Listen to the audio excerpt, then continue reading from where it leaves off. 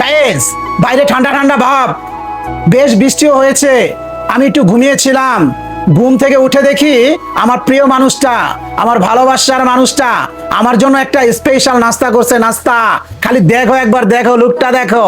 উফ, এখানে দেশি পাতি হাঁস রে ভাই, তার সাথে রুটি পিঠা।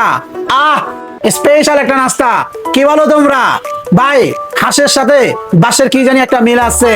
যদি ঠান্ডা ওয়েদার না হয় আর যদি গরম হয় তাহলে কিন্তু হাঁস খেয়ে মজা নাই।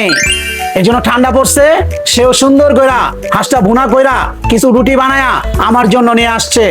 কথা আর বাড়াবো না, চলো একটু বিসমিল্লাহ বইলা শুরু করি।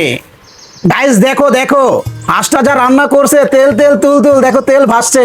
উফ, দেশি হাঁস বলতে কথা। দেখো একটা পিস নিয়ে নিচ্ছে। বিসমিল্লাহ ওয়ালা বারাকাতিল্লাহ।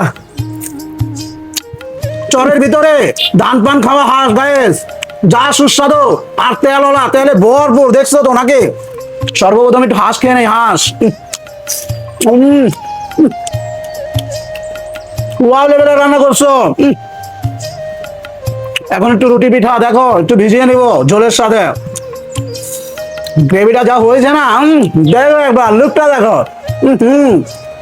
ভাই রুটি পিঠার হাঁসরে কিছু লাগে না ভাই। খাইয়ে ভাই, বিলিভ করেন এরকম একটা নাস্তা একদম সন্ধ্যা সন্ধ্যা, ওফ, বেশ জমানো নাস্তা। চামড়া চামড়া। পুরো একটা রুটি নিয়ে নিলাম, পুরো একটা, বেশি করে ডুবায়া।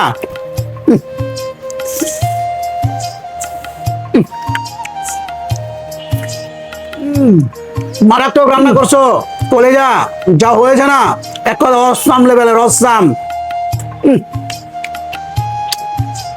লাভ ইউ জান পাখি, আলহামদুলিল্লাহ।